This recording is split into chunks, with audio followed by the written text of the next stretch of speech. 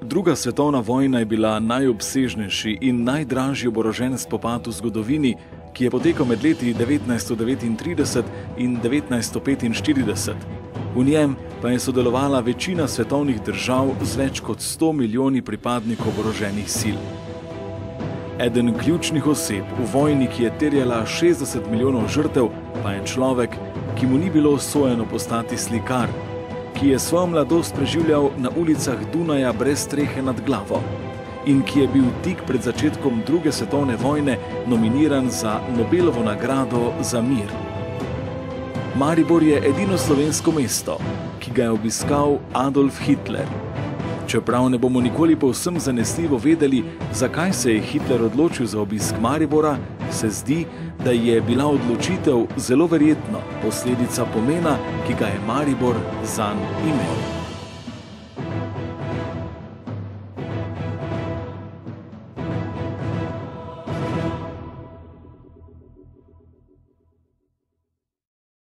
De jure, torej okupirana Štajerska, nikoli ni bila del Tretjega rajha.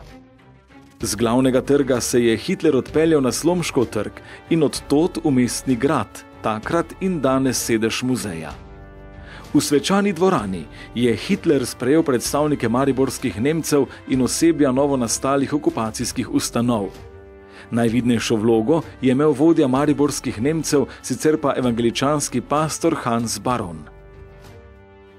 Se je posrečal z predstavniki nemškega prebivalstva v Mariboru, potem tudi z novo nastavljenimi uradniki in kolikor vemo, so mu tudi zapeli otroci neko specifično to, kako bi rekli, germansko pesem, da so nekako pokazali, da se dežela spet dela nemška. Pa potem seveda tudi poveljniki policije in tako naprej, ampak je relativno kratek čas to potekalo. Obisk Maribora je bil obisk mesta, ki ga je nedavno, 8. aprila 1941, zasedla nemška vojska in je bil zato nenapovedan. Posebna vrsta Hitlerjevih medvojnih pojavljanj v javnosti so kratki in nenapovedani obiski krajev, ki jih je nedolgo predtem zasedla nemška vojska in so mu očitno osebno pomenili veliko. Maribor, ki je bil in je drugo največje slovensko mesto, je bil tudi drugo največje mesto nekoč enotne Štajerske. Ja, dejansko se moramo nekako spomniti oziroma zavedati, da je tista prva predvojna Jugoslavija bila še vedno nekako večnarodnostna, se pravi, tukaj so živeli tudi Nemci, kar je na nek način v tem času napada Rajha na Jugoslavijo pomenilo določeno prednost, ker ni prišlo do popolnega uničenja, ampak oni so to imenovali v svoji propagandi osvoboditev, se pravi njihovega ozemlja. In ta Hitlerjev obisk je toliko bolj zanimiv, ker Hitler v tem času več ni obiskoval in se masovno pojavljal. In nekako bi lahko rekli, on seveda je svoj motiv poznal, ampak obisk ni bil napovedan in je bil nekako ad hoc izpeljan. Je pa bil seveda potem deležen značilnega mahanja z zastavicami, pozdravov in na strani nemškega prebivalstva je seveda bil odobravan, medtem ko na strani zatiranega prebivalstva pa seveda so v tem videli nekaj slabega, kar tudi seveda je to bilo, ko gledamo sedaj kasneje, Hitlerjev obisk za Maribor ni bil nekaj dobrega.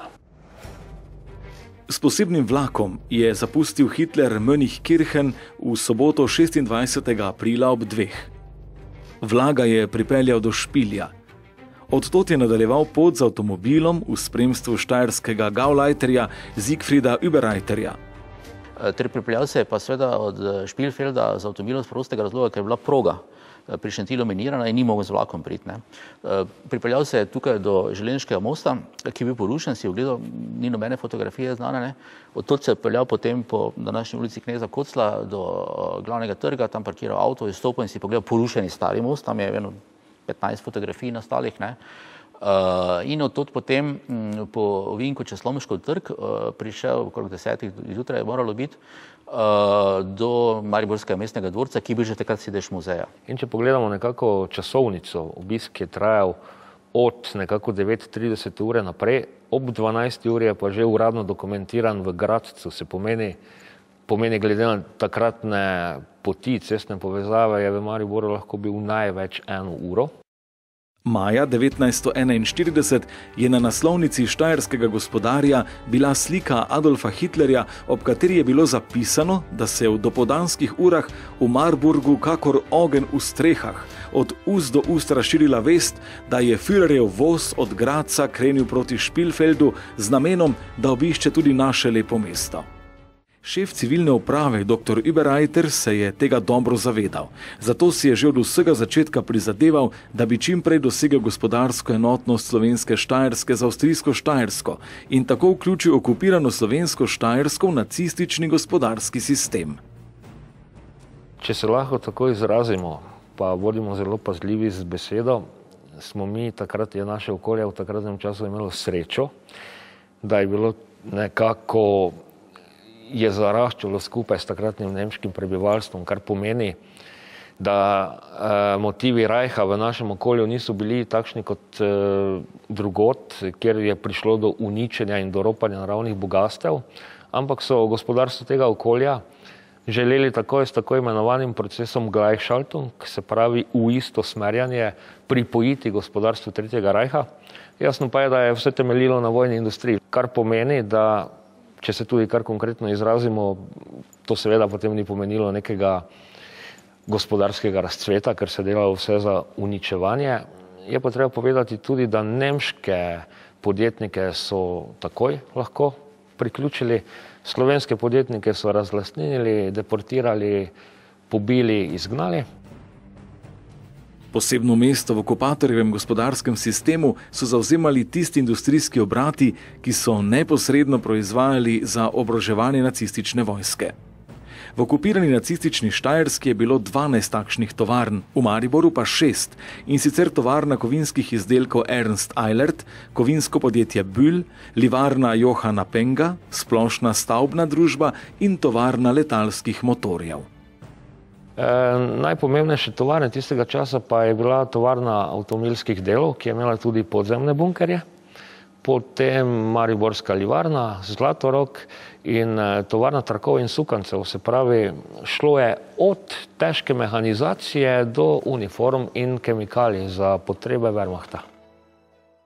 Največ so med vojno pridobile ZDA, ki so svojo močno industrijo iz nje prišle kot svetovna gospodarska in politična velesila. Medtem pa so se nekdanje gospodarske velesile, Francija, Velika Britanija in predvsem poražena Nemčija znašle v ruševinah povojne Evrope in so se morale prilagoditi novi svetovni ureditvi.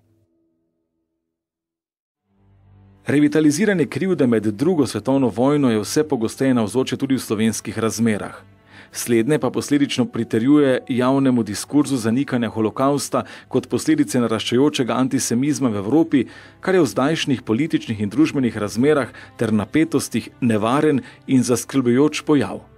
Imamo več kot dovolj prepričljivih razlogov, da lahko mladim holokaust predstavimo objektivno, historično pošteno in korektno povemo, da je bil holokaust človeški dogodek s človeškimi vzroki. Tudi ni mogoče venomer in stereotipno vseh storilcev prikazovati kot nečloveške pošasti, saj bi s tem lahko opravičili njihova dejanja. Tega seveda nočemo in tudi ne smemo storiti, pač pa moramo z argumenti izpostaviti, da zlo ni zadostno pojasnilo za holokaust in da je treba motive storilcev podrobno preučevati in pojasnjevati vse vzroke, zakaj so ravnali tako, kot so. Eden izmed najbolj pojemljivih citatov glede nacističnega terorja in holokausta je citat slovenskega zgodovinarja dr. Marjana Toša, ki se glasi: "Mladim je treba tudi predočiti resnico, da smo za holokaust v bistvu krivi vsi, saj je ves svet vedel, kaj se dogaja, pa je enostavno molčal." Ta citat gospoda Toše je povsem na mestu, kajti ko se človek poglobi v to tematiko, ko spozna, da so tudi denimo konkretno za Auschwitz zavezniki vedeli, kaj se tam dogaja, ko bi denimo eno preprosto bombardiranje železnic bilo zadosti, da se morilska mašinerija, če ne prepreči, vsaj ustavi, in tega niso storili, nam človeštvo kot celoti nalaga eno zelo veliko odgovornost, eno, rečemo temu, psevdo krivdo. In če danes lahko povsem objektivno vemo, kaj se je dogajalo takrat in lahko tudi definiramo, zakaj se je dogajalo takrat, je vsekakor naša odgovornost, da na vsak način preprečimo, da bi to se še kdajkoli zgodilo. Hitler se za obisk Maribora torej ni odločil naključno. Res je, da je bil njegov prihod v ta del Evrope povezan z napadom na Jugoslavijo, a ostaja dejstvo, da je bil Hitler leta 1941 še kje drugje, pa ni opravil takšnega obiska, kot so bili obiski Maribora, Gradca in Celovca. Če sta obiska prestolnic Gauleiterjev morda razložljiva z lobiranjem koga iz Hitlerjeve bližine, tega za Maribor gotovo ni bilo mogoče trditi. To je morala biti Hitlerjeva osebna želja. In tako hitro, kot ga je vzel za svojega, ga je v poslednjem obdobju vojne želel tudi uničiti. K sreči je ob umiku nemške vojske odredba ministra prizanesla mesto ob Dravi, ki je med vojno doživel 268 letalskih alarmov in 29 bombnih napadov. Nanj so zavezniška letala odvrgla skoraj 16.000 bomb, težkih 4750 ton. Odvržene bombe so popolnoma porušile ali poškodovale skoraj polovico zgradb, brez strehe nad glavo je ostalo več kot 4200 Mariborčanov. A kljub temu se je mesto dvignilo kot Feniks iz pepela in postalo pomembno najmočnejše industrijsko središče Slovenije in Jugoslavije.